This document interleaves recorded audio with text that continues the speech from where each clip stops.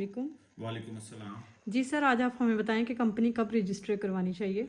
देखिए, जो कंपनी है ना वो SCCP से रजिस्टर्ड होती है, security and exchange commission of Pakistan से।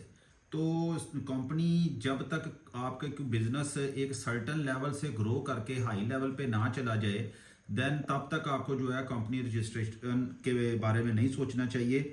क्योंकि इसमें काफ़ी ज़्यादा आपकी अगर आपको जो ज़रूरत होती है वो लीगल एक्सपर्टीज़ की भी होती है। आपके पास आप पूरी तौर पर इक्विप होने चाहिए। और आपका जो बिज़नेस की, ये फॉर एग्जांपल आपने एक्सपोर्ट करनी है या इंपोर्ट करनी है या फिर आपने कोई गवर्नमेंट के कॉन्ट्रैक्ट्स वगैरह लेने हैं, तो उस सूरत में आपको जाके कंपनी रजिस्ट्रेशन की तरफ जाना चाहिए। और सर आपसे सेकंड क्वेश्चन ये भी है कि कंपनी पर टैक्स कितना लागू होता है। देखिए, कंपनी की जो टैक्सेशन है वो जो नॉर्मल AOP या इंडिविजुअल की जो टैक्सेशन है उससे डिफरेंट है। जैसे कि कंपनी का जो टैक्स है उसमें 29% फ्लैट रेट है, वो आपने टैक्स पे करना होता है। उसके अलावा फिर आपने अगर आपका जो है वो टर्नओवर एक सर्टन लेवल से एक्सीड कर जाता है, उसके भी स्लैब्स बने हैं, तो आपके ऊपर सुपर टैक्स भी 4 से 10% की एक स्लैब है, तो इस तरह वो भी लागू हो जाता है। तो वो 29%, और अगर आप मैक्सिमम टर्नओवर आपका 500 मिलियन से एक्सीड कर जाता है एनुअली, तो 10% वो भी आप ऐड कर लें, तो 29 और 10% 39% तक आपको जो है वो टैक्स जो है वो देना पड़ सकता है। तो इसी तरह ही अगर हम AOP या इंडिविजुअल की बात करें तो उसमें सूरत हाल, उसमें भी टैक्सेशन तो काफ़ी ज़्यादा इन्वॉल्व होती है, लेकिन वो अकॉर्डिंग टू स्लैब होती है। यानी 6 लाख तक एक रेट है, 12 लाख तक एक रेट है, फिर 12 से 24 तक का एक रेट है, फिर 24 से 36 तक का एक रेट है। यानी कि अगर आपकी इनकम इंक्रीज करेगी तो देन आपके ऊपर वो स्लैब जो है अकॉर्डिंग टू रेट्स वो अप्लाई होगी। लेकिन कंपनी की इस सिनेरियो में ऐसे नहीं होता, यहाँ 29% फ्लैट जो है वो टैक्स लग जाता है।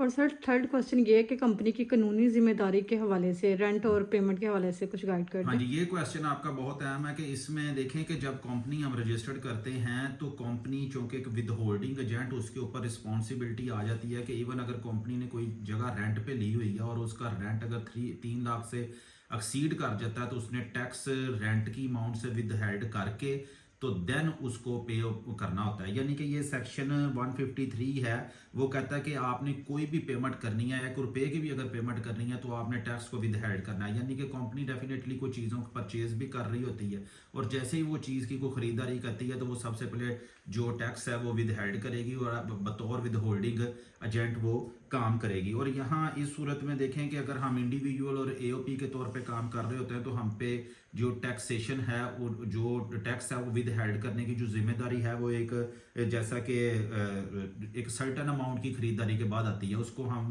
100 मिलियन तक अगर आपका जो टर्नओवर है वो प्रीवियस 3 ईयर्स से एक्सीड नहीं करता, तो आपके ऊपर किसी किस्म की भी जिम्मेदारी नहीं होती कि आप टैक्स को विद हेल्ड करें। और इसी तरह ही अगर रेंट के हवाले से बात करें कि कंपनी की सूरत हाल में हमें जो है वो 3 लाख तक की अमाउंट पे रेंट को विद हेल्ड करना है, और AOP या इंडिविजुअल की सूरत में हमें जो है हमारे पास ये गुंजाइश पैदा होती है कि अगर हम 1.5 मिलियन तक का भी रेंट हम पे कर रहे हैं तो हमने किसी किस्म का भी टैक्स जो है वो विद हेल्ड नहीं करना। जी सर, थैंक यू। जी।